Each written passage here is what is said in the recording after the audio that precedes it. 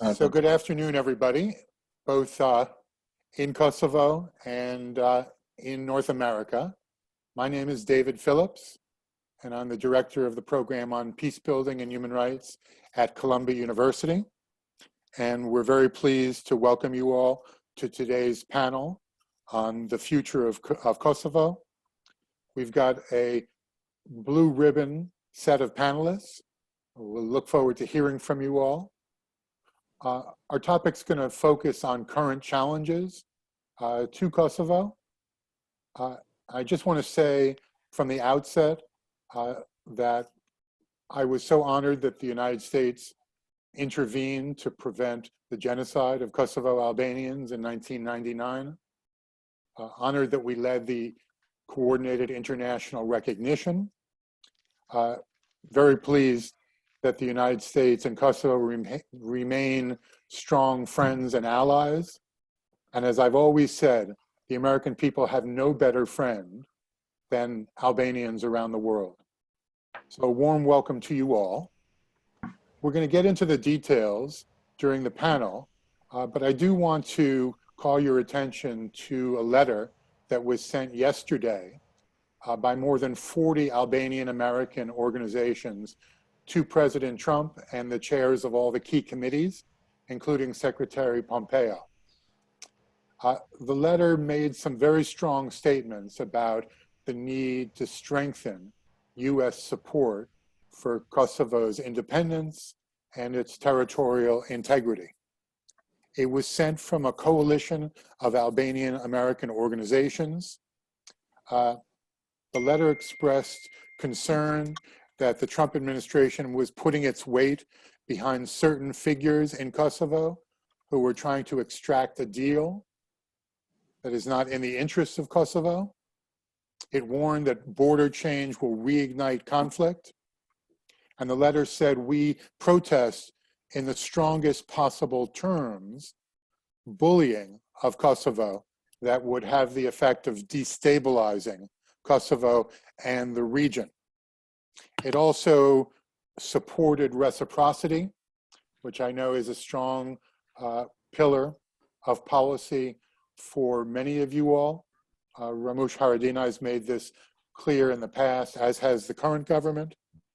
The letter deplored efforts by Serbia aimed at derecognition, and it supported ongoing efforts by the US and the EU to mediate a solution that would normalize relations between Belgrade and Pristina, preserving Kosovo within its current frontiers. I think that Albanian Americans felt the need to write this letter because of mixed signals that have been sent recently about US support for Kosovo's territorial integrity. You all may have seen that I've written about this as well, written critically about Special Envoy Rick Grinnell's role. I know that Albanians feel close to the United States and don't want there to be any criticism of the US. The best way to mitigate criticism is to be very clear about the goals that Kosovo Albanians have so that Washington knows your objectives and can work strongly in support of those goals. So this panel today, which I'm sure is being closely monitored by international and US officials, as well as by people in Kosovo and the region, is an opportunity to lay out in very clear terms what you hope for the future. In order to frame some of these issues, we're going to hear first from Daniel Serwer, who's been involved in Albanian issues even longer than I have, which is a bit of a record because I've been involved for more than 30 years. So Dan, who is at the School of Advanced and International Studies at Johns Hopkins University, is going to speak broadly about some of the questions that we'll address in the panel, framing those issues, and then we'll go to the other panelists. So Dan, the floor is yours. Thank you very much, David. And let me start by thanking you for putting this panel together. It isn't easy to wrangle such illustrious participants, even to a remote meeting. Thank you, David. My job today is to try to frame the issues in a broader context and necessarily from a Washington perspective. The key thing to understand is that the Americans have abandoned their well-established policy on the Balkans and on Kosovo in particular. That well-established Balkans policy, part of the broader 1990s effort to establish Europe whole and free, had three pillars. The first was protection of Kosovo's population and sympathy for Kosovo's independence aspirations, as well as a commitment to Bosnian sovereignty. Second was support for liberal democracy throughout the Balkans. And third was commitment to acting in tandem with the Europeans, especially with Germany and the United Kingdom. My message today is just this: things have changed. The Trump administration has equivocated on all three of these pillars. Let me take them in reverse order. I see no real effort on the part of this administration to cooperate with Europe. It has put the Kosovo-Serbia dialogue into the hands of an American ambassador in Berlin who has offended the German government and spoken out against the EU. Professional diplomats who know the Balkans well are sidelined. Washington now favors border changes to accommodate ethnic differences, even though they would signify inability to treat all people equally, which is the liberal democratic ideal. Regrettably, Europe's Representative Borrell, High Representative Borrell, has gone along with this, as did his predecessor. Finally, it's all too clear that Belgrade, not Sarajevo or Pristina, is today Washington's preferred Balkan partner. These changes signify a major shift in US policy. How did it happen? First, the Trump administration is an ethnic nationalist administration. It sympathizes when it hears from Serbia's government and lobbyists that Serbs and Albanians should govern Albanians. President Trump is trying to appeal almost exclusively to whites and to limit minority voting. Why wouldn't he listen to Balkan ethnic nationalists? Moreover, Republicans know that Serb Americans in a potential swing state like Ohio are an electoral bonanza far more valuable than the Albanian Americans in New York, which is a solid lock for the Democrats. Finally, the Trump administration has failed so far in all its major foreign policy initiatives. Rick Grenell is trying to give the president a good headline before November 3. All the better if it's one that kills two Clinton achievements, Bosnia and Kosovo. So US government support for Kosovo's aspirations has weakened. You see it in the cutoff of funding and the threat to withdraw US troops. These are irresponsible moves. You see the weakening of US support also in the lack of concern in the administration about the impact of the Kosovo land swap on the sovereignty and territorial integrity of Bosnia and Herzegovina. So you may ask, what's to be done? I'll leave it to the panel participants to address the issues in depth. My views on some of them are well known. I support reciprocity between Pristina and Belgrade.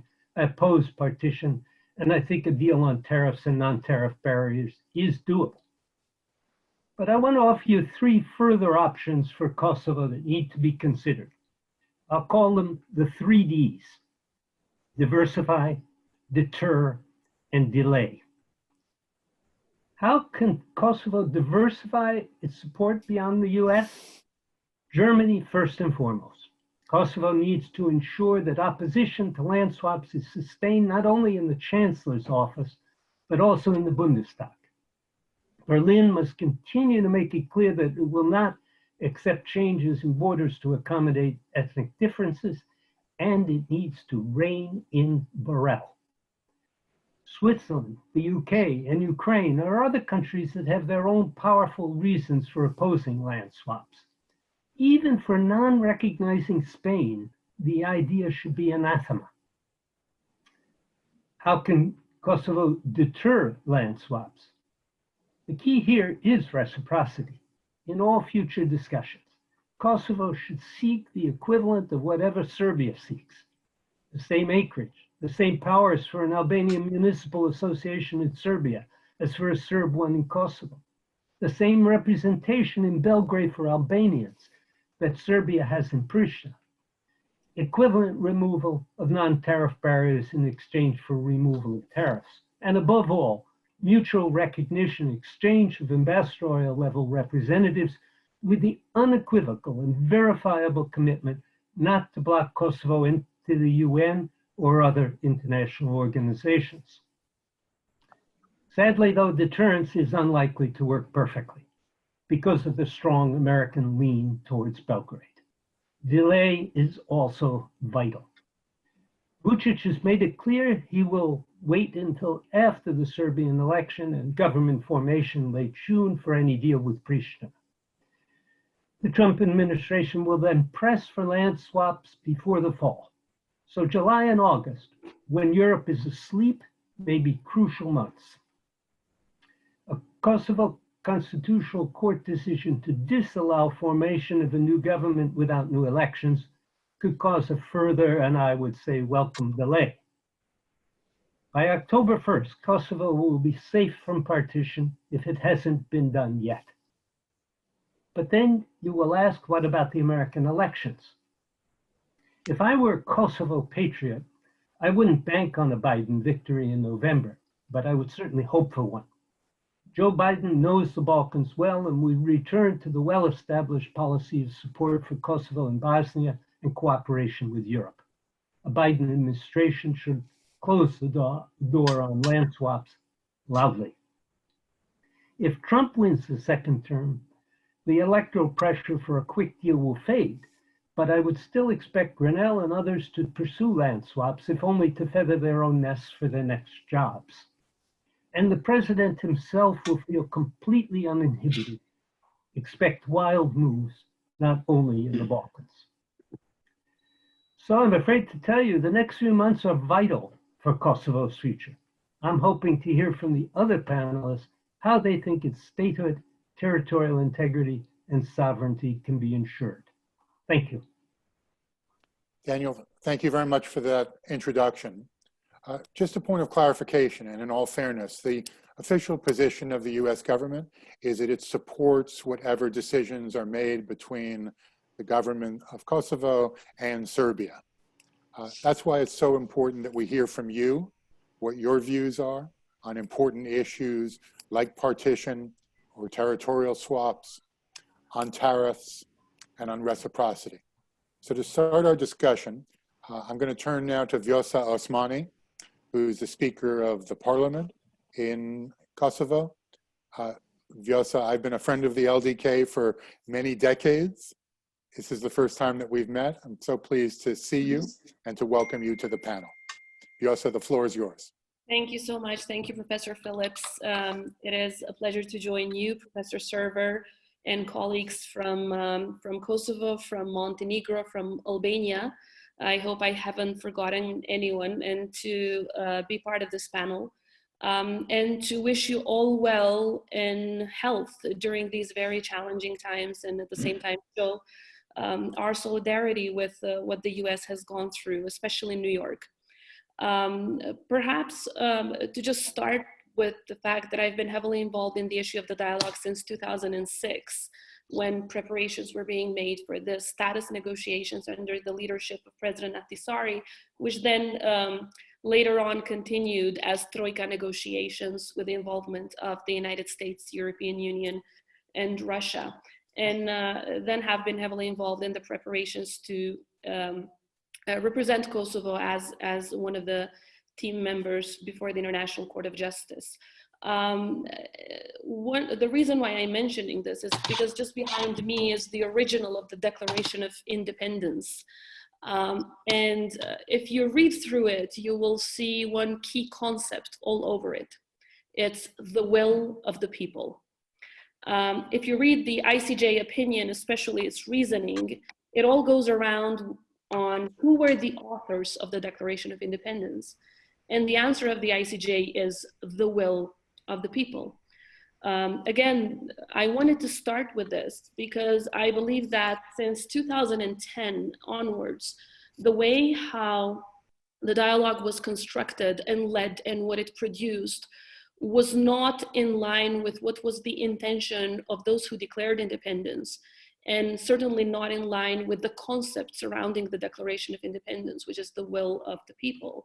The approach through which the dialogue was organized was one where everyone was trying to appease Serbia to provide them some sort of a face saving, and at the same time consider Kosovo as a basket of goods where Serbia can pick some apples and oranges, and then it didn't really matter how crippled Kosovo would remain, despite of the Declaration of Independence and despite of the ICJ opinion confirming that this declaration was not in contradiction with international law. So it's been plenty of years that I've been insisting that we should change that approach, because if we continue, we're going to end up crippling Kosovo, not just in terms of territory, but also in terms of its sovereignty and the capacities that it has to develop itself as a country and to stand up on its feet as an independent and sovereign nation.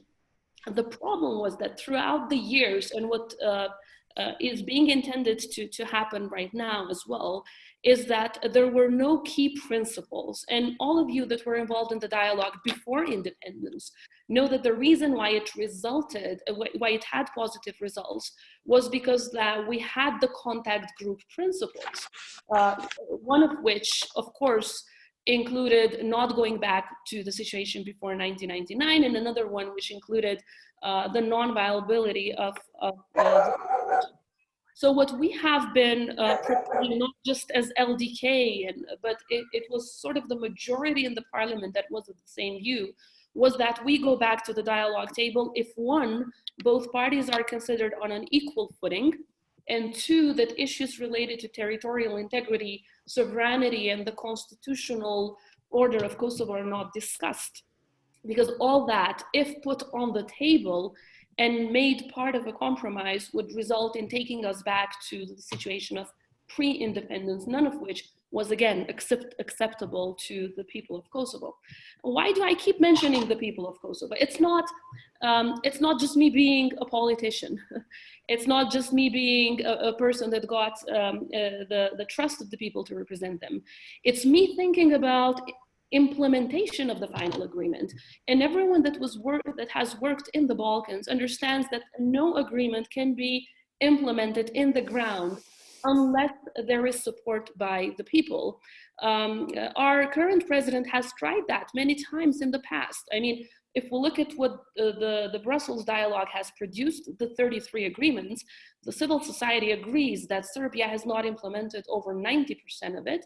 And I come from Mitrovica. If you go and talk to the people either in the south or in the north and ask them how much these 33 agreements have changed their life, you will get very few positive answers.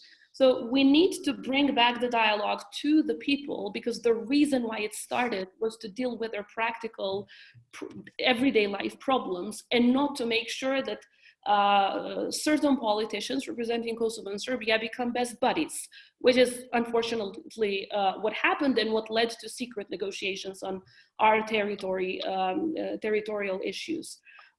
So we need specific principles that also take into account the stability of the entire region.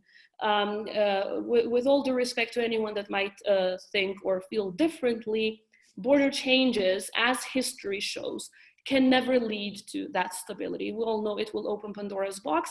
And now there are different voices arguing, oh, we're not gonna cut the entire territory up to the border, up to the bridge in the Iber River, but we're gonna cut it somewhere up in the upper side. We're just gonna take some parts of Leposavić and Zubin Potok, but it's all the same. You're opening the box. And when you open it, you never know where it ends. So it is a big problem if we continue with that approach of division among ethnic lines, and it's also against every single value of the European Union, which is the mechanism where we want to join. Now, there are Vjosa, you have 1 minute, okay? sorry, there are, perhaps to try to conclude, there are people who say, oh, this is not a pragmatic approach, but there's nothing pragmatic in being okay with a country that is still in a state of denial. There's nothing pragmatic in creating a moral equivalency between what Serbia did and try to put Kosovo in the same basket, because you yourself, Professor Phillips, said that the US intervened to prevent genocide.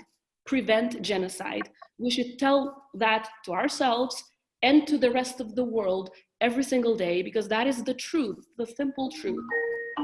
And on the other side, Serbia is still on a state of denial.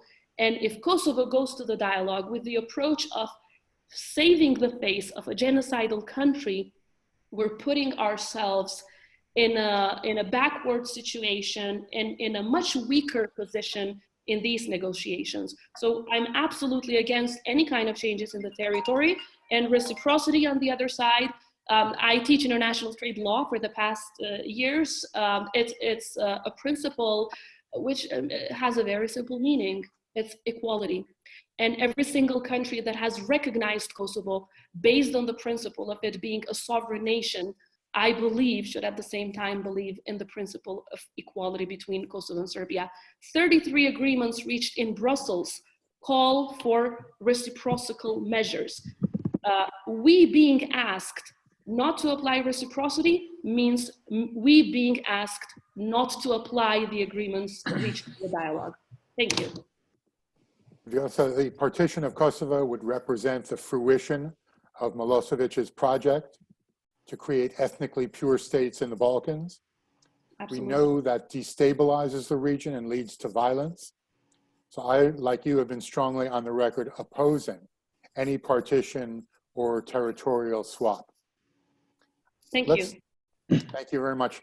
Let me also just say a word of acknowledgement to Fatmir Mediu in the Southeast Europe Center for Security. Fatmir is a good friend and close partner. Fatmir, we appreciate your help in organizing the panel today. Pleasure. Now we're going to turn to my cohort and good friend Blerim Reka, who is the Minister for European Integration. Blerim, I'm sure you'll have something to say about Europe's role in the dialogue and how the US and Europe can work more closely together. Blerim? Yes, thank you, David. Thank you, dear Professor Serwer, dear colleague participants, ladies and gentlemen. Thank you for inviting me to be part of this online debate on a very challenging topic, the future of Kosovo. And before I begin, please allow me to praise Governor of New York, Andrew Cuomo, for his admirable crisis leadership during the COVID-19 pandemic period on my behalf and the behalf of Kosovo. People of Kosovo are with New York and with United States. In regard to the main topic of today's debate, yes, what is Kosovo's future is truly the main question. If you ask me, I would wish that Kosovo's future resembled that of United States of America, a strong liberal democracy. The United States was born by an anti-colonial revolution, as was Kosovo, which was ruled colonially for a century. Annexed in 1912 by Serbia, the Albanian population, under a continuous state repression, expressed clear will for independence through referendum in 1991, the war 1998-1999, and Declaration of Independence of 17 February 2008. Under colonial regime in the beginning of 20th century, Kosovo fell into apartheid ruling by Milosevic by the end of the century. So Kosovo had no other choice than a liberation war. Born through war and supported in post-war transition by West, mainly by United States of America, NATO, and European Union, country has no other clear, I will say, more than clear strategic orientation to be part of Western civilization. Today, and even in this debate, we think we've discussed some controversies of some circles, so-called independent intellectual circles in the world, who contested legitimacy and legality of Kosovo independence. I think that independence of Kosovo was legitimate and it was legal. Legitimate because the absolute will of its citizen was for an independent state free from colonial ruling, and it was legal as clearly confirmed by International Court of Justice in its opinion in 2010, stating that the proclamation of independence did not violate international law. So, Republic of Kosovo exactly was created based on Western value of United States and European Union, Western value, liberation from undemocratic and authoritarian regime, and Western law, international law, as ICG said. So if you ask me now, what will be the future, or what future I'd like to have for Kosovo, I think nothing else as one democratic, liberal state in the Western is functioning. Number one, a republic based on rule of law. Number two, a state with its constitutional border. And number three, a government based on good governance and accountability. As the most pro-American nation, all government policies are driven toward the same goal, through state decapture. For the government of Republic of Kosovo, Euro-Atlantic integration remains the current and future aim, which is also the political will of people of Kosovo. To conclude, the government of Republic of Kosovo works toward the only future of the country, the one that is the vision shared by the absolute majority of its citizens, a member of Euro-Atlantic family or liberal democracy, in a strategic alliance with the United States, and as a new member of NATO and the EU. And let me finish with one, my opinion. I didn't want to talk because Vjosa already said everything regarding the previous Brussels dialogue. But my opinion is that if we have start of new dialogue with Serbia, it should not repeat the biggest mistake of Brussels dialogue of last 8 years, which I call asymmetric negotiation between two unequal parts. Why? If the dialogue started in 2011 as a dialogue for normalization between two states, in its finish, dialogue almost could finish as a negotiation for status of one state, in this case, Kosovo. So fortunately, in 2018, this Brussels dialogue stopped. And if it's an intention to restart the dialogue, it should be formulated in a new mandate, in a new concept, in a new principle, in which reciprocity should be the key principle, because otherwise we could have another 33, 55, 100 bilateral agreement and never implemented by Serbia. So thank you for the beginning. Blerim, thanks. Let me just underscore a point that you made. Kosovo's independence is inviolable. There's no turning back the page. Under no circumstances should dialogue consider going back to the status quo ante. Our next speaker is Ramush Haradinaj. Ramush, I view you as a great hero of the people of Kosovo. I have the utmost respect for you and for your leadership. It's been an honor to become your friend over these years, and I'm pleased to share the floor with you now. Ramush Haradinaj. Thank you, David. It's good to continue to be together, even this way in distance, in these circumstances. And once again, thank you to you, to Daniel, and to many veterans who has done a lot for Kosovo and our region, and to bring peace actually in our region and hopefully prosperity, and as well to strengthen our relation between Kosovo and United States. I was in difficult position during my time being in responsibility of Prime Minister in the country, late 2017, 2018, and then 2019, as I had to oppose a dialogue led by a high representative of EU at the time, Ms. Mogherini, but a dialogue that was not transparent and that was creating fear in our region, because rumors and discussion was going on that three leaders of our region, in this case, President Thaci, Prime Minister Edi Rama, and President Vučić, are cooking an agreement, a fast solution, something called a principal solution, but that would include border changes. My fear was because this solution, as it was discussed and presented to some circles, was not only a threat to stability of our region, but it was a new tragedy that will last for long. To Albanians, to be able to accept this, it was told that not only you fix a deal with Serbia, but you could unite then with Albania. So why you oppose change of borders if this creates a bigger Albania or ethnic Albania?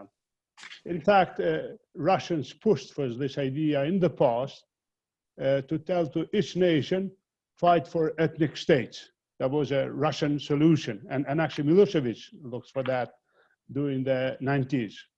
The problem is this: I give you only the perspective of Albanians, but not speaking about Srpska Republic and Bosnia, but just the Albanian perspective.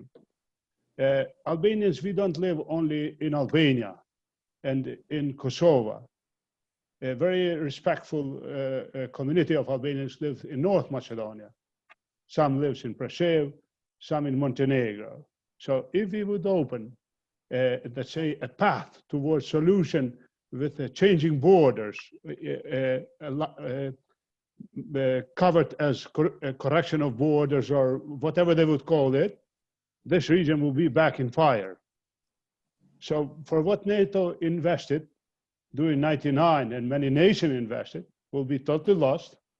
And we would be back in a kind of a situation that the winner is somebody else, not the West, not US, but those who would like to see this part of the Western world, even that we are in Europe, this is as well US zone, because United States did the biggest investment for bringing peace, for stopping the wars here.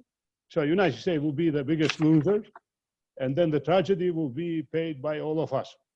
I strongly stand against this idea of any type of moving with borders, and even if they hide it as correction or whatever.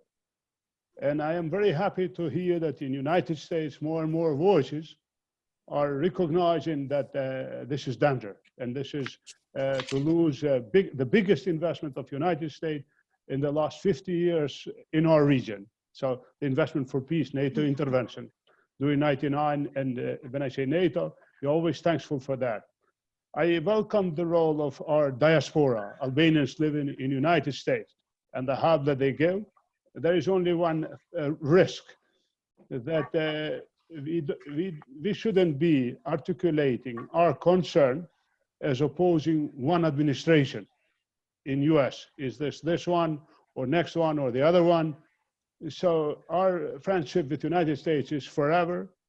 And we need you to be our friends forever. And we need both administrations and everybody who is decision maker to stay forever alive. So I today again stand against this idea. And I have to admit, I faced this by all three leaders that I mentioned. I know one of them denies in continuity and often, but I faced this from all three leaders in person. And I faced this as well from other addresses. On the tariffs and reciprocity, or on the way of handling the situation between Kosovo and Serbia. Let me remind you that Kosovo did sit in the table of dialogue, even without Serbia apologizing for its genocide during '98 and '99 under Milosevic regime, but the state of Serbia never apologize for what has happened. So Kosovo, as a victim, without being treated with respect as a victim, so 20,000 raped women, many civilians, many children, devastated lives. And the victim did sit in the table without precondition. What Belgrade did, all of this good gesture, it was seen as a weakness of Kosovo. But we have to remind everybody that we exist. So we have to remind to Belgrade, to our European partners, and to everybody that Kosovo exists. It's here. It's a sovereign nation. So yes, we are for a solution, for mutual recognition in existing borders, for legal binding agreement, but we are not prepared to, in any way, enter the wrong directions. So why we go back? Why we go back in territory? Why we go back in sovereignty? Why we go back in borders or in everything being achieved? We was under Milosevic, and we was fighting for our rights, and here we are. So which is the force that would push Kosovo back? It don't exist, that force. Milosevic was a crazy man, a crazy regime. We was alone with nobody in the world, and we stood for ourselves. So whoever dreams that can put any kind of pressure in Albanians by using any instrument, they will go wrong. They will lose. It will not happen. I have a criticism in our European partners. European partners always are loudly to criticize United States on different things, but they are for criticism too. With European money, it's being paid the high representative of you, in the past Mogherini, and now Mr. Borrell. Their disunity, because you hear Borrell saying one thing, you hear Lajčák saying the right thing, and you hear Berlin saying as well the right thing, and I'm very thankful for that. But I don't understand why we have to go back to the same experience that we had in the past when official Berlin and Paris had to take the dialogue from Ms. Mogherini. So we see today the same worry that you have in Washington and in Kosovo and elsewhere. It's our worry, the fact that Europeans are not able to unite in a position. Borrell is saying something, Lajčák is saying another thing. In Berlin is the other story. So please, in this situation, that's why we believe it's critical that the United States stays in leadership of dialogue. We are not under pressure of time just to have a solution now or today. A solution is needed. It's not going to happen without the leadership of United States. And solution, it's only mutual recognition in existing borders. It would be packed, let's say, with all other issues of mutual interest between two nations, but whoever dreams for another solution, it will only enter to a next failure. So not only it will not be a success story resolved, but it will be only difficulties and probably a way back to tragedies if direction goes to. So let me just conclude by saying that I'm very happy to share all this discussion with all of you. So I want to greet all the panels, especially Mr. Fatmir, Mediu, whom is a great friend, and to all of you. And I will stay with you during this discussion. Thank you. Thank you very much, Ramush. Falendereshon. Let me just underscore one of the points that you made. The U.S. needs to play a proactive role in the dialogue. Waiting in the hallway, trying to coax the process is not enough. The U.S. needs a seat at the table.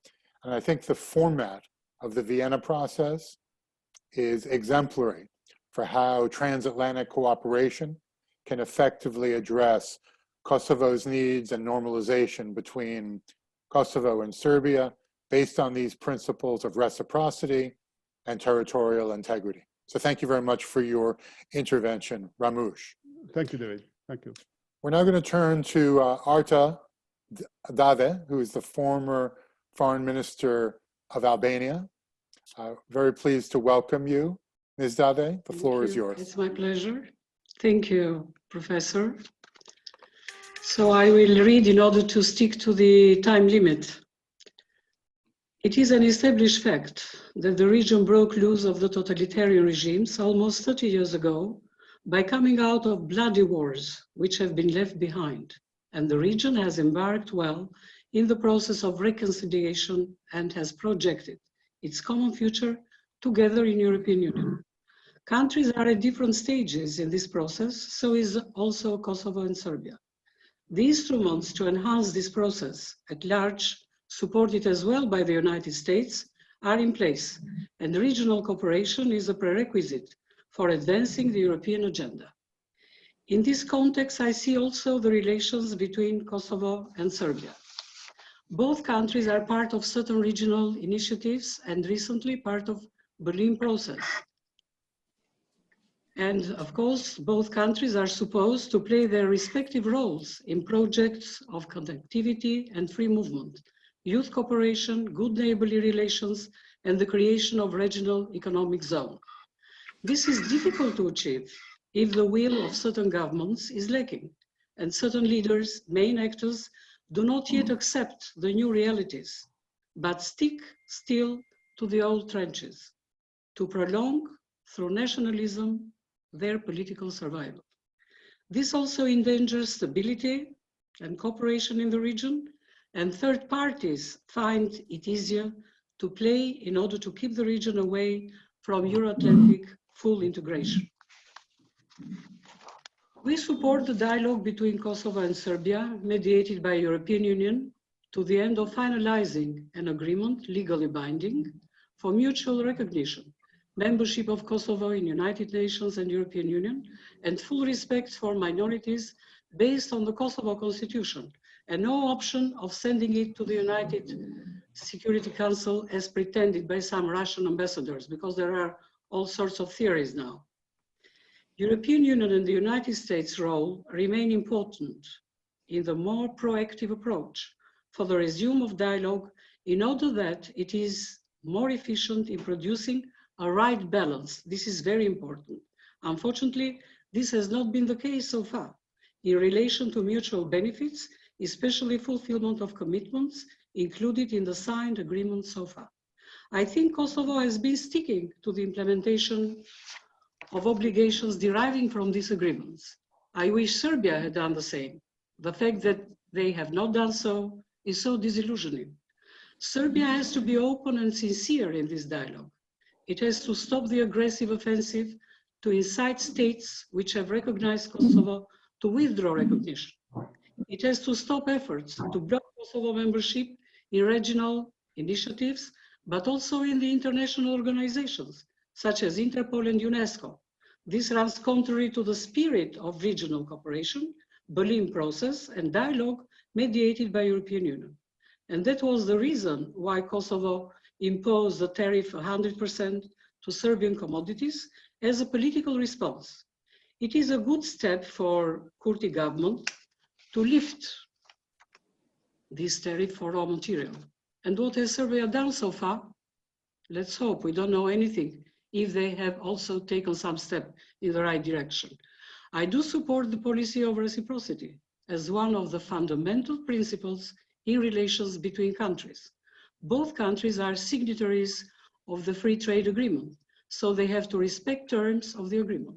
Serbia has to invest political will in the normalization of relations and lift obstacles in the energy market. Perhaps there are some efforts to normalize that, but also in a number of other obstacles, which is of course unacceptable. Kosovo is a unitary state, a democratic and multi-ethnic society. Its borders have been defined. Changing borders or a territory swap would bring no good, less so even for ethnic minorities themselves. It might create a situation of marginalizing and weaken the safety even for Serb minority itself. It might destabilize the whole region and put at stake what is positive and what we have achieved so far. And we all know who would be interested in this and why. The problem of the association of communes with Serb minority has also to be addressed, and of course this is one of the challenges. And I think that it has to be done according to the agreements, but also to the Constitution of Kosovo and recommendations of the Constitutional Court. We do not need another Bosnia in the region. Kosovo has to progress in its European agenda, and government there have to make efforts, fulfill the standards required to create hope, especially for the younger generation. But on the other hand, visa liberalization for Schengen area has been dragged on in an unacceptable and unjustified manner. And the European Union has to put an end to this too absurd situation. NATO role in Kosovo is closely linked with peace, stability, and security in the region. The creation of the army based on Kosovo legislation for the transformation of the security force was realized in full transparency and cooperation with the partner countries. Serbia should encourage citizens in Kosovo from Serb minority to join this force, which is professional, multi-ethnic, and enhances security under the democratic and civil supervision. Albanians in Preševo Valley should enjoy all rights in full respect of international norms and European law, the same as Serbia asks for the Serb minority in Kosovo. I wish political statement, especially now, gets stabilized in Kosovo after what happened and how it happened, which in no way was a welcome development. I thank you, and I'm open for questions to further answer. Thank you very much, Arta. On the subject of tariffs, we should recall that the decision to impose the tariff didn't occur in a vacuum. It occurred in a context where Serbia was violating commitments through the Brussels process. It was actively lobbying countries to de-recognize Kosovo, countries that had already issued recognition. And on the heels of a vigorous campaign to prevent Kosovo from joining Interpol. So we could certainly debate the merits of those tariffs, but we should not forget that the decision was taken in a certain context. I support normalizing trade relations, but I have also supported the tariffs as a punitive measure in response to Serbia's aggressive actions. Yeah. Now we're going to turn to Sonja Biserko, who heads the Helsinki Committee for Human Rights in Serbia. Sonja, you and I have worked together for more than 30 years. I've always admired your clarity and your courage. Very pleased to welcome you on the panel today. Sonja Biserko. Thank you, and thank you for giving me the opportunity to address this panel. And I'm very thankful I can say a few words on what is Serbian position. But I would like to add something that Server has already said at the very beginning, that the future of Kosovo should be considered in this completely new and uncertain international context. And COVID-19 just clarified the situation and the trends and turbulences that were already on its way in and affecting very much international relations. And of course, there is this lack of consensus on principles and rules that were there for so long and their implementation. Unfortunately, we don't have it anymore. But to abandon principles that Balkan architecture was built on is a great risk for the future of Kosovo. So I suggest that we should see Kosovo future on 3 different levels. The first one is internal, Kosovo and Serbia.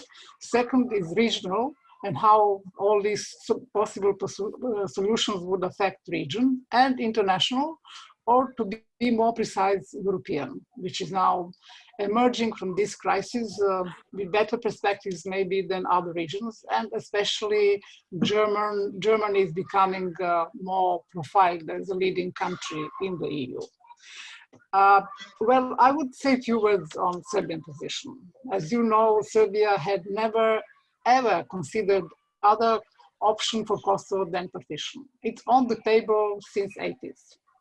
And I think there is no doubt that there is something else. So all these internal dialogues that have taken place over the last 2 years, there's more simulation. And maybe there is this right-wing, how should I say, intellectual group which is against partition.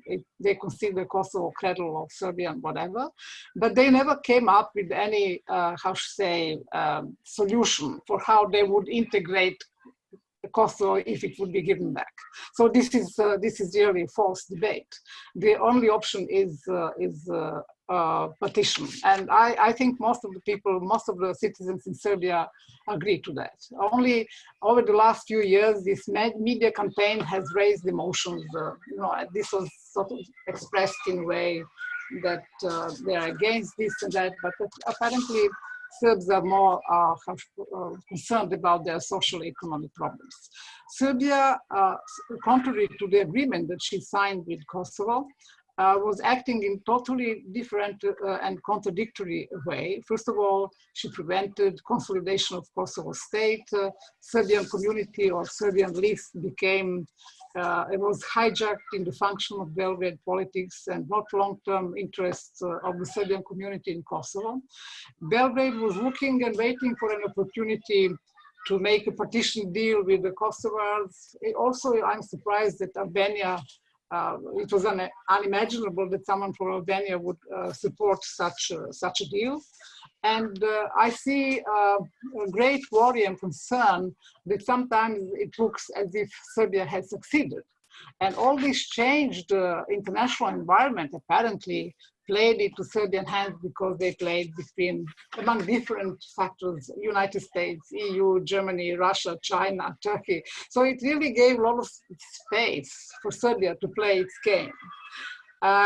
And all this, parallel to this sort of formal dialogue, Serbia was campaigning against Albanians, vilifying them, criminalizing their liberation movement, and especially their leaders.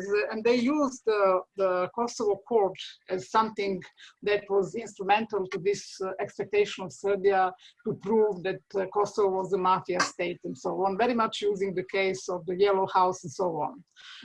Then, as was mentioned, Serbia was engaged very much in campaigning against recognition of Kosovo and was rather successful. I must say that Kosovo really didn't, engage very much in this process, because in the meantime, this anti-American sentiment all over the world played into hands of Serbia, especially getting these smaller countries, in Oceania and wherever, to sort of come back. Probably they paid money for it together with Russia and so on.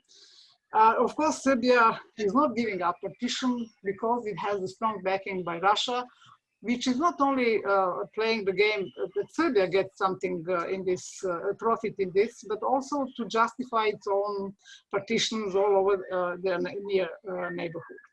Of course, regionally speaking, both North Macedonia and Montenegro have many reasons to be concerned, and we can see that how Serbia is playing in Montenegro now with this Serbian Orthodox Church. In Macedonia was always involved and was very much on the side of Zaev, together with Russia playing and undermining and contributing to this political chaos and crisis in both countries.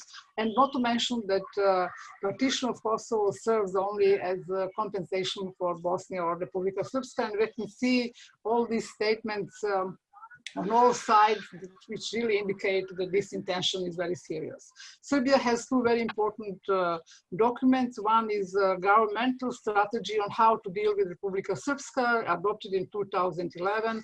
And another one is really a declaration on the Serbian cultural space. These are very serious documents which really show the intention, where Serbian Orthodox Church has a key role because it is the only legitimate institution over the borders in Bosnia, in Montenegro, in Macedonia, and so on. Indeed, any possibility of partition is encouragement of destabilizing factors in the region and beyond, which are advocating recomposition of the Balkans. Many Russian analysts have often said that recomposition of the Balkans or changing the borders cannot go on without their involvement. What I really expect in the period ahead, especially after the recent developments in Europe and worldwide, is that EU should take more active role in the Western Balkans, and especially in consolidation of Kosovo state. And I would emphasize the fact that most of the European countries have recognized Kosovo, and I think it obliged them to pursue this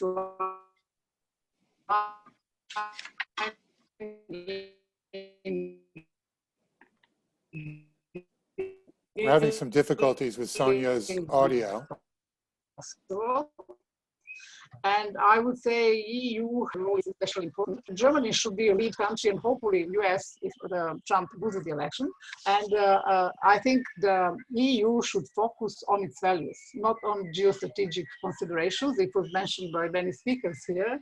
And they should be monitoring implementation both of agreement and everything that takes place between Belgrade and Kosovo, and condition their support, especially Serbia, which is getting enormous support and really surviving thanks to the European, I would say, not only financial support, but all other possibilities. Unfortunately, I think that next election in Serbia will be won by Vučić, because we don't have technical conditions for legal and fair elections, but also opposition is not coming with any alternative program and is not really able to win in not only in this unfair conditions, but it doesn't have a true vision of Serbia, is not able to come up with a recognition of reality on the region. They are even very often more nationalistic than Vučić. And I would also say that this is a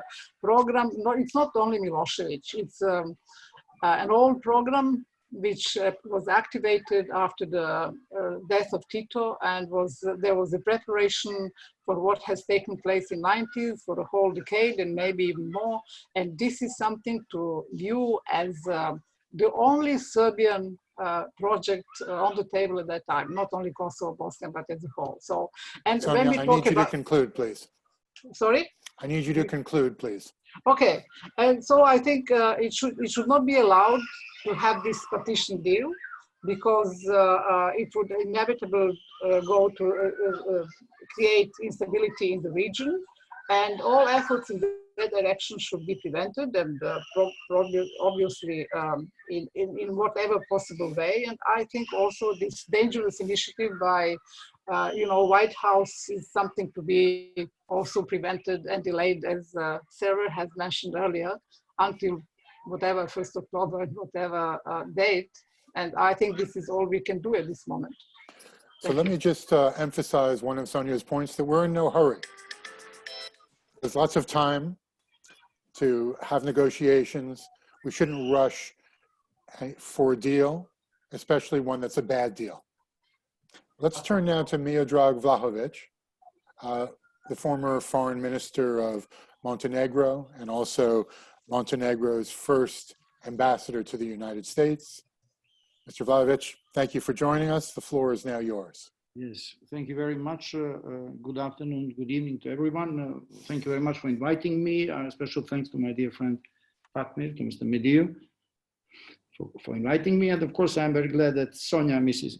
Biserko, is with us, because I actually generally agree with her. We have very similar positions, if not identical, a number of issues which were mentioned. Very briefly, although I should emphasize at the very beginning that being an active diplomat, I'm now the Montenegrin ambassador to the Holy See, and I actually salute you from Rome. I'm in Rome. I should emphasize, I should stress that what I'm going to say, it's usually my personal positions and not necessarily the official standpoints and positions of Montenegro, although I don't believe that I'm going to float far away from what is Montenegrin position on these issues. The first one is actually we need a lasting and stable solution. And being very frank in this particular moment, before the US elections and after and during the ongoing COVID-19 crisis, and in the context of crisis within EU, I do not believe that we are going to see the solution in coming months, because the situation is rather complex, both within Serbia and within Kosovo. The region itself is suffering a number of issues and situations which were not successfully resolved after the tragic Yugoslav wars.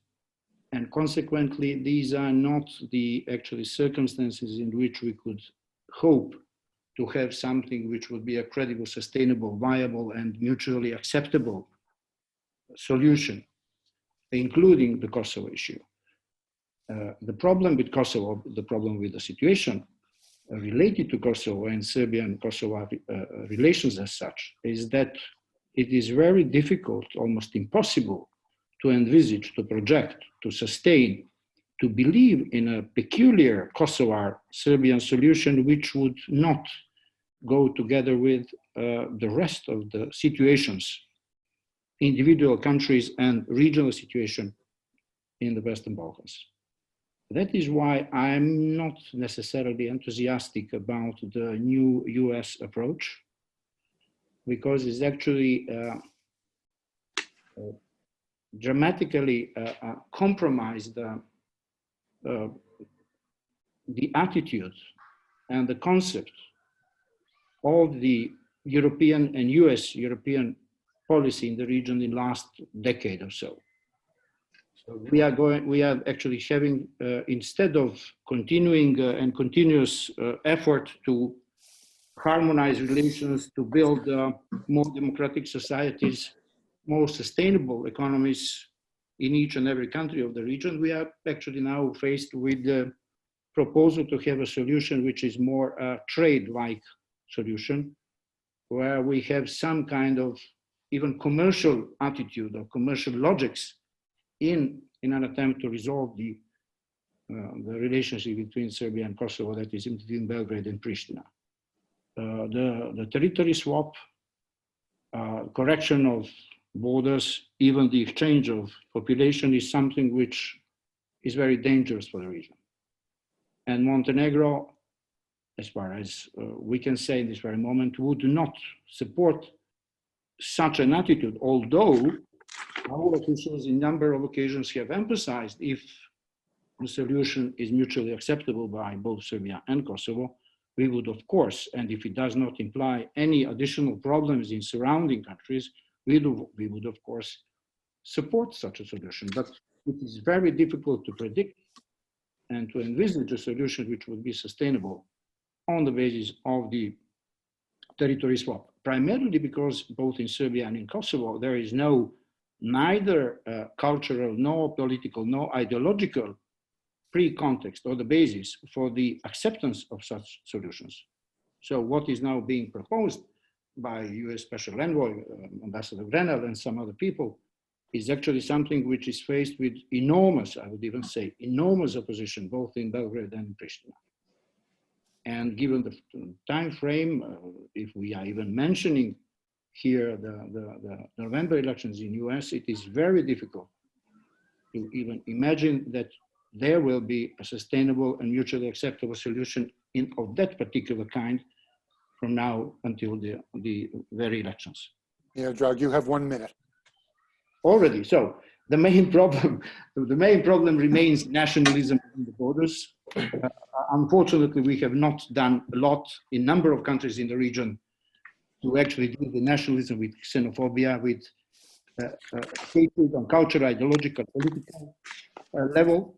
The very change of the concept of solutions of these problems, solving these problems, which actually encourage destructive developments in other countries in the region, not only Bosnia and Herzegovina, we could also mention Southern Serbia, we could mention even North Macedonia, we could mention Sanjak, but even Montenegro, which is also a multinational, multi-ethnic and multi-religious country, where, of course, a number of situations within our country could be compromised with such a solution. The fourth point, very briefly, we have a weakening of EU influence in the region, which is very negative. EU is unfortunately marginalized in a way which is not positive for any one of us. We believe strongly, and I believe that all the region should have a European perspective, which is being endangered with this kind of solutions which are actually out of the pattern of the entire logics which was present in our region from the end of the war and of course the proclamation of and independence of our country, Montenegro, as well as Kosovo. And of course, there are two more points that I wanted to emphasize very briefly: importance of local leadership. I believe that what we are faced with now is, both in Serbia and in Kosovo, in some other countries, that actually the leaders are promoting the agenda which is actually suitable for their internal issues and internal political struggles. And my timer is saying that I'm at the very end. Internal struggles, internal political battles, and not necessarily preparing their country for the viable resolution of relationship with the neighboring countries. And at the very end, although Sonja, Mrs. Biserko, has mentioned actually the renewed efforts of official Serbia and nationalistic circles from that country to influence Montenegrin political life and to influence Montenegro in a very negative way. And since a number of friends in the panel have mentioned their friendship with the United States, and we would subscribe to that very list too, but let me remind us all that the best friendship and the best friends we could have, and we should have, are our neighbors in the region. Until we not emphasize that friendship as our primary goal and as basis of our both internal and foreign policies, we are going to have troubles we are still faced with. Sorry if I have actually talked a bit longer than it was projected. Miodrag, thank you very much for that. So we're going to turn momentarily to a discussion about the no confidence vote and government formation. We'll ask Vjosa and Ramush to share their views about this. But first, let's hear from my friend and colleague, Fatmir Mediu. Fatmir, I think we'd all be very interested to learn about Prime Minister Edi Rama's position on partition and the views of other Albanian political leaders on the subject of territorial integrity. Now, that's pretty hard to read what Rama thinks and what he does, David. So you're putting me a very hard task to explain. But I will start with what Daniel Serwer said. So what should be done? 3 Ds, which is diversify, deter, and delay. And I'll add to this, to the Kosovo leaders, they should unify, in my belief, their position and also their vision about the dialogue and the future of Kosovo. This is very important. I see also tendencies sometimes to go back in the history where Kosovo was victim of genocide of Milosevic. I think international community took a stand to support Kosovo, secession from former Yugoslavia, also to punish Milosevic for genocide and correct the history. But I think all the international community has come to an agreement that they want to see a Kosovo that is functioning, a state that is functioning based on multi-ethnic and also multi-religious relation. And this is very, very important, that the state that respects the rule of law. Then I go to the question of our relation with the United States. We are the best, friends of the United States. That's what we believe. The question is how we exercise this relation. I'm afraid that what Ramush mentioned and some others here about this triangle of relation, Vučić, Rama, and Thaçi, gave more leverage to Vučić in Washington and Serbia to raise their profile and their interest. So Vučić was smart enough to use that for his policy of Kosovo partition or border change, while I think the 2 other leaders use that for personal benefits and supports. With a lot of money put in private lobbying, it is an expression in Washington, it's no free lunch in Washington, but some people think also they can buy, the national interest or the well-being of their people with the money of the government that comes from the power. And this is very, very dangerous. And Vučić has played also smart from the point, let's give the credit, not just to get these 2 leaders to support his idea, which Sonja mentioned is from early 80s, but also he continues to have strong relationship with Putin and also with China, as well trying to portray himself as future EU member. So this is very concerning for the stand that our leaders have taken. And especially when they, instead of unifying their position, Albanians in Albania and Kosovo, and the institution position, they have fueled the debate and the conflicts in both countries about this idea. What is the position of Rama? It was well known. Is for partition, is for the border change. He says sometimes, he denies sometimes, but this has been their ideas. And that's, there's been a policy working together in Pristina, Tirana, and also in Serbia. Why I think, the border change is a great concern or presents some threats. First of all, as Miodrag mentioned, Balkans is composed by multi-ethnic and multi-religious countries. Pure ethnic countries doesn't help the future and stability, but goes against what Europe and the United States has invested for a long time. Second, I think ethnic states will create a domino effect of conflicts in Bosnia, Montenegro, Macedonia, and other places. And who believes that this dialogue or solution, so-called solution, between Serbia and Kosovo will not affect the other countries, I believe is naive or is trying to play fool the other people. I think also we should consider the systems that we're living. We don't have democracies in our countries. We have very hybrid systems. Read the report of House of Lords about a year and a half ago. They have a thorough analysis about the situation.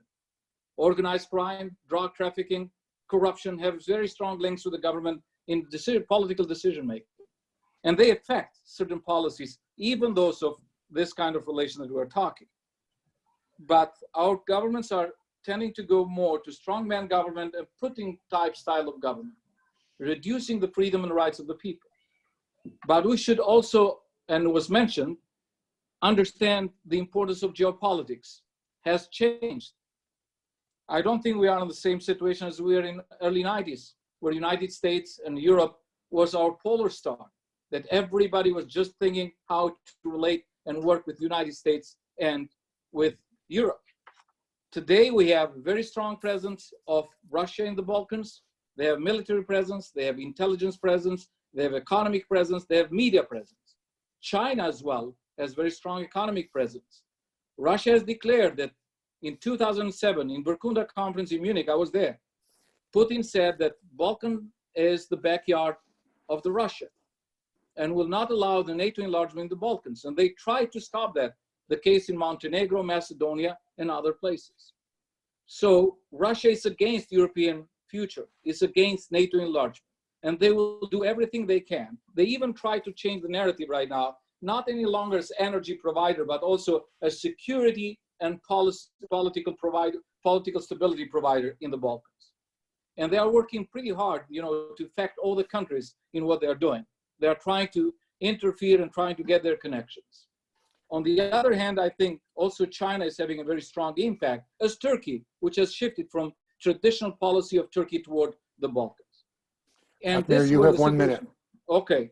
And I heard Daniel saying, this administration changed the policy. I think it changed a little bit before that, when Obama administration shifted the policy toward Pacific more than Atlantic, and East versus West, and created a vacuum for Russia and the others to get in. I think for us as Albanians to discuss what is the position of United States administration is very important, that we unify our position and work to build functioning states, work to build democracies, and so we can really have a unified position toward US, but also toward EU. Ramush is right. Mogherini was the first problem in that dialogue. She was the first one trying to help out, this idea of the border change. So we don't have a unique position of EU. Also, Albania can play a role. We are having the presidency of OSCE right now. What is the role of Albania? OSCE is a very important organization of security. And I think our role should be to strengthen our position and help Kosovo to get in a dialogue and a solution with Serbia. One more point, COVID-19 is going to change a lot of things. Economy is going to get worse. And the history has told us that, when economy gets bad, maybe conflicts will rise and security issues will come in place. We have a lot of dormant ethnic conflicts in Albania, which might pump up. As for the other leaders, I think all Albanians but Rama have, been against border change. Some very loudly, some, speaking not loudly enough, but we have been in support of leadership of Kosovo to unify their position and solve the problem. Fatmir, you emphasize the need for unity and for Albanians to work together. Recently, we've seen a no confidence vote of the current government in Kosovo. Let me turn now to Vjosa Osmani. Could you share your views about government formation and why you did not support the no confidence measure? Sure, but if you could just explain how many minutes I have so that I know how much I have to rush. I know that's a big question. How about if you could answer in 2 or 3 minutes? It's a little hard, but let me try. I think the no confidence vote was particularly disturbing for a couple of reasons. First and foremost, it's because we still remain the only country that threw or kicked out its government during the pandemic, which was an extremely sensitive time, and the people really wanted strong leadership and a government in place in order to deal with the difficulties of this plague. Secondly, because the government was removed because its position on reciprocity. And thirdly, it was particularly disturbing because removing this government meant that anything else that was coming forward would not be in line with the results of the 6th of October, which was a clear answer by the people of Kosovo on whom they want in the government and whom they want in opposition. To try to just narrowly explain in three main reasons. Let me perhaps just say a few words on the second reason, which was the government's position on reciprocity. This was not just the Prime Minister of Kosovo stating his own opinion. It was an election platform on which I ran together with my party, LDK, and it was also the election platform of Vjosa.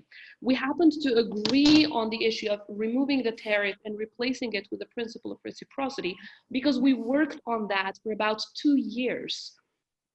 When the tariff was put in place by Prime Minister Haradinaj, and I agree with you, Professor Phillips, that it didn't just come out of the blue. There's a context on why Kosovo decided on the tariff.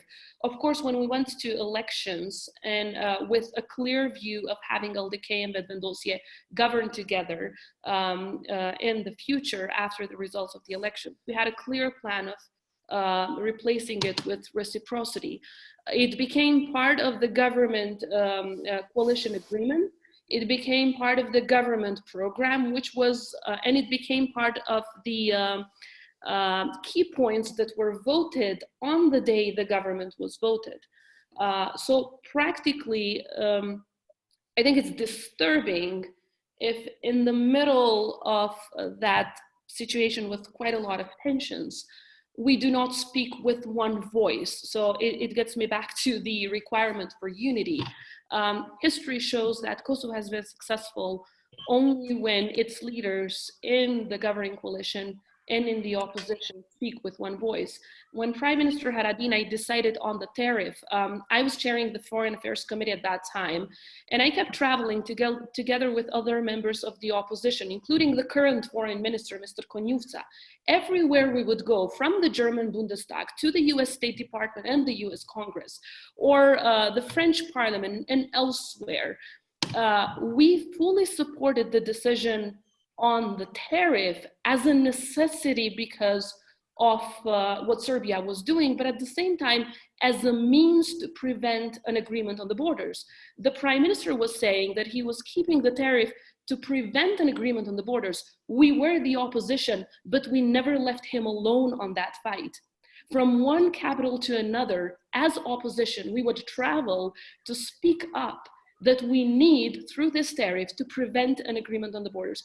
Whereas when the current Prime Minister said we need to keep reciprocity in order to prevent a future agreement on the borders, everyone left him alone. And I think no matter what the name of the Prime Minister is, this should be particularly disturbing in Kosovo politics, because if we need unity on something, we need unity in protecting the sacrifice of the people of Kosovo to have this independent state, at the same time in protecting the investment of our friends and allies to have this state in the borders of the 17th of February. Perhaps just 2 more words because I need to react. Kosovo's independence is not a result of secession. We did not secede. Kosovo's independence is a result of dissolution. There is a big difference, as you know, in international. Right. And secondly, yes, we do go back to genocide because we were victims of genocide.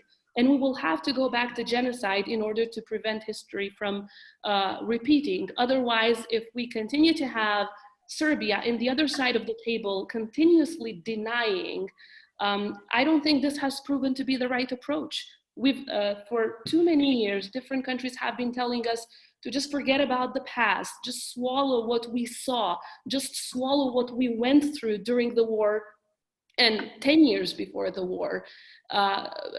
Plenty of political leaders tried to do that, but it has led us to a table of negotiations where Serbia is being treated like the spoiled child of Europe, and we are trying to be treated as a mafia state. Whereas the truth, and nothing but the truth, is that Kosovo, the people of Kosovo were victims of genocide. Without telling the truth, I do not see a long-lasting and peaceful solution. Thank you, Vjosa. David, may I have just short reaction, please? Just to clarify, I didn't say that, genocide was not there. What I was saying is that what happened with history was for the right cause. Genocide was there, ethnic cleansing, and international community took a strong stand against Milosevic. You should make the case altogether about that.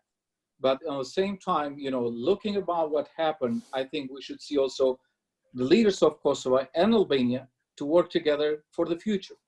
Not losing ourselves just how to solve the history, but also how to build the future. That's my point, if I'm clear on that. If I may, Thank you. Professor, just shortly, I understood you correctly. The point is, by talking about the path, we're talking about the context. Context is always important if we want to have Yes. a final and long-lasting solution. Although for us, the final solution was on the 17th February 2008. There's no question about it. And as far as context, let's recall that Serbia committed genocide. The US said that it would not allow what happened in Bosnia to happen in Kosovo. And we intervened, which was broadly supported by opinion leaders and policymakers in the United States. But let's now return to this question of no confidence and government formation. Ramush, I'd like your views about this. You were always a great champion of reciprocity. You've always been a champion of unity among Albanians. What was your thinking in supporting the no confidence measure? And now that we're in a transition period, where do we go from here? Thank you, David. For Kosovo, the last elections was a very important, I would say, decision. For the first time ever, parties like with Vjosa, the party, the Vjosa, it was given a right and a chance to govern the country, to govern with what are government duties or activities or responsibilities, but as well to run issues of importance, regional, and more. The newly elected Prime Minister, Mr. Kurti, didn't want to be helped. Actually, I did address in a couple of ways to him on issues of importance that its government or his government inherited. And it's the reciprocity with Serbia. Reciprocity is not only a matter of bureaucracies, as some leaders, even today in this panel, are talking about. Reciprocity is a matter of actions of equivalence. When Serbia denies us membership with the help of Russia in Interpol, it was reciprocity to take decision of 100% tariffs to Serbia. So taking this out of context and coming back to speak about some papers of reciprocity, it's not very serious. And for people who already ran a government and knew the business, it was really not serious to take the tariffs off without no deal. So Serbia, it was already in the table for Kosovo, leaving 100% tariffs with a deal. And the deal could be minimum, stopping the campaign on derecognition, a good gesture from one of Europeans to recognize Kosovo, the 5 non-recognizers. I'm not saying of 5 of them, but of 1 or 2 of them in the table. And then our perspective towards NATO. This Prime Minister did decide to leave tariffs in a very, I would say, mystic way by putting weight to something just to excuse himself internally because he's populist and he thinks only voters. By speaking of kind of reciprocity that existed already, he didn't have to mention that. A state don't say that we will act in reciprocity with you if you are a sovereign nation. Why you give that? Why you make a noise of that? He could be putting lifting of the tariffs in table to United States and to Europeans to say, look, I leave the tariffs. Haradinaj government was right when they decided to put it in place. I leave it. But what's about Kosovo? No stopping of campaign on derecognition. Nobody guarantees that we'll be a member of Interpol. No recognitions of 5 non-recognizers of Europe. No visa-free regime for Kosovars. So this logic, this leadership of this duo, Mr. Kurti and Osmani, it's not visionary. They became so much, they became so much in love with themselves, with their own ideas. They didn't want to be helped. And why I'm saying this, it's a record. It never happened in our history of governments that a government lost its majority in 50 days. I voted for that because I had strong reasons to vote. But even without our vote, there already was 70 votes pro, motion of no confidence for this government. And to be voted, it was 64 of the same parliament. So unfortunate, I regret that we have gone through this and through these realities, but we have to take some lessons, all of us. I have taken some from my own mistakes. I hope everybody would take some lessons from its own mistakes. Why? Because we have to help our nations. We need the unity that Mr. Mediu say. We need a vision that leads us to solution and not to work alone and to avoid kind of a sharing decision-making or responsibility. Governance is one thing, nation fate is another one. For nation fate, we have to work together, cross the party, position opposition, and not to lead on a direction that nobody can help you. So this is what's happened here. And I'm not saying that I was let's put it this way, I was surprised that I had it to decide, do we vote a motion of no confidence on 50 days of a government? So this is where I arrived, you know. I was heading for a very long time on opposition, very long time on a work inside the party. I left even the seat in parliament because I was focusing mainly party, thinking that I have some time, losing its majority like Prime Minister Kurti did. So what to say, you know, it was a decision that happened. I'm as well convinced that the lessons are to be learned. Ramush, thank you. We're going to conclude with a discussion about U.S. foreign policy. Mike, I see you're on the call. I'm going to ask you to say a word, and also Dan Serwer. But before that, Blerim Reka has raised his hand, and I think he wants to respond to the statements from Mr. Haradinaj.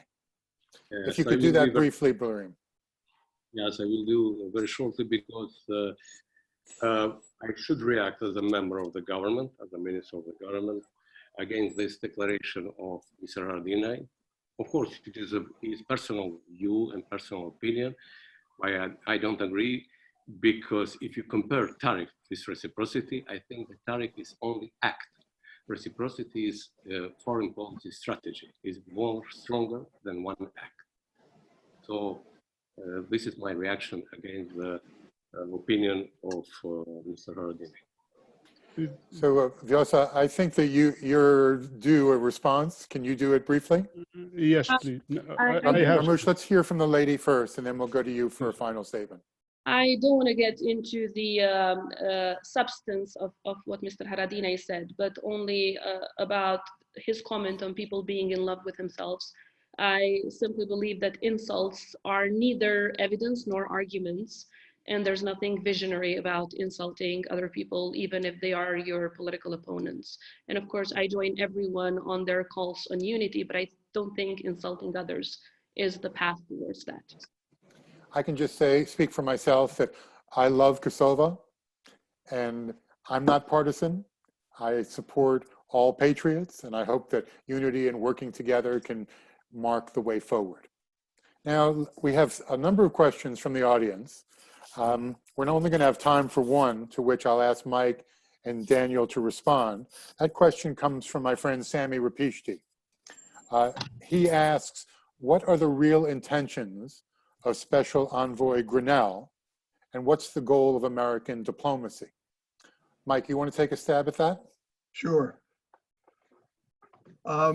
This is tough for an American to say, but I'll say it. The goal of American diplomacy until the 3rd of November is to get Donald Trump reelected, full stop. In a rational, and I can say, number one, that this Kosovo issue is definitely on Joe Biden's radar screen, but I doubt very much that he'll bring it up because we're overwhelmingly, understandably concerned with the COVID-19. The point that I worry about is that, as Daniel Serwer, my friend and colleague, said, is the next few months. Why? Because Trump's policy is deflection away from the horrible truth that he's completely mismanaged the response to the COVID-19 epidemic. We have more than 90,000 deaths in the United States. We have 35 million newly unemployed people. It's a total disaster. He will do anything to distract attention. One day it's talking about drinking hydroxychloroquine. The next day it'll be something else. For him, the whole Kosovo issue would be a distraction. And I have no doubt that he has told Ambassador Grinnell to speed things up so he can at least have, at least on paper, a quote unquote triumph before the election. The fact that it would not be a triumph, that it would be against the interests of the United States, let alone against the interests of the Western Balkans, is totally immaterial to him. So the question I would have is what can be done about it? It's very tough these days to get something like the Kosovo issue on the radar screens of the major media outlets in the United States. I think, paradoxically, my feeling is that the pressure point would be Germany on Vučić. I agree completely with Madam Osmani that Europe has been treating Serbia with kid gloves like the spoiled child. And the discussions in the last couple of weeks, the statements by Vučić about how China's doing so much when in fact the EU has contributed far more to Serbia than China has. He's obviously in bed with Putin, and yet the EU continues to keep him at least formally on a course. Ironically, together paired together with Montenegro, which is solidly pro-Western, pro-American, and is making significant strides toward closing chapters and solidifying the rule of law. I think the EU, and in this case, I think Germany, since I really don't trust the EU machinery nearly as much as I would the German government if they decide to go along with it, would be basically to tell Vučić it's time to put up or shut up. You can't simply flirt with the Chinese and the Russians and then at the same time saying, but we want to join the EU. And at the very least tell him, don't even think about a rapid an instant agreement on Kosovo, Serbia. It's not going to work. The Americans have an election coming up. That to me seems like the most promising pressure point. I leave it to my Kosovar friends as to whether or not Hashim is amenable to pressure. I simply don't know the answer to that, but I think we're going into a dangerous period. In a rational world, there would be no danger whatsoever. It's completely premature. This is not a rational world, and we don't have a rational president. So we're already past time. Mike, thanks for that.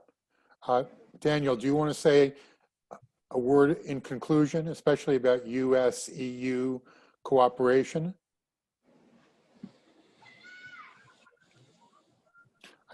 You're muted, Dan. I know. There you go. I wish there were more I could say about US-EU cooperation, but the fact of the matter is that this administration dislikes the EU, has tried to undermine it, and Rick Grinnell in particular is an instrument of hostility towards Germany and towards the EU.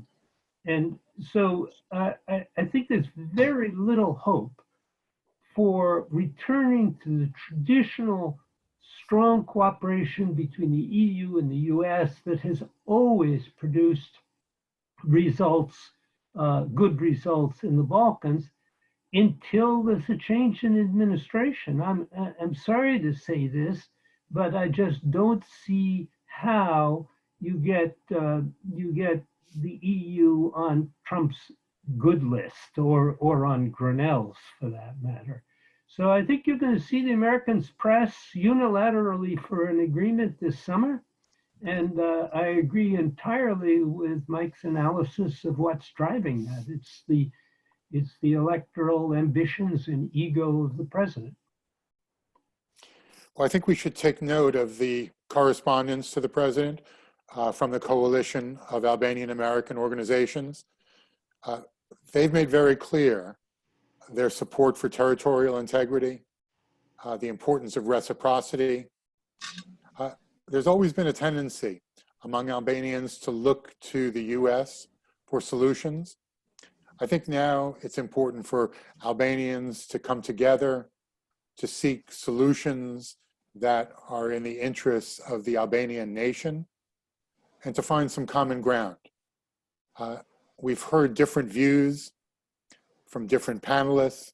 I think that fundamentally everyone has expressed their agreement that Kosovo's sovereignty should be supported, that reciprocity is an important principle of negotiations with Serbia, and it would be my hope that the United States, which has always been a dear and good friend of the Albanian people, would once again resume its standing as a supporter of Kosovo and stand shoulder to shoulder with Albanians as they strengthen their democracy and work to address not only political and economic issues, but also the pandemic and the public health crisis. So I can speak as an individual that we stand in support of your efforts. We're grateful to all the panelists for your participation. It's not easy to talk about these things, especially to have a candid conversation about America's role. But as I said earlier, remember that we love you and we'll do whatever we can to help. There's no rush for an agreement. Let's take our time and let's have a good agreement that upholds the fundamental principles of sovereignty and democracy that Albanians and Americans both hold dear. So let me now adjourn our panel. We've gone a little bit over our time. I appreciate everyone's interventions and what you had to say. Please continue this conversation amongst yourselves.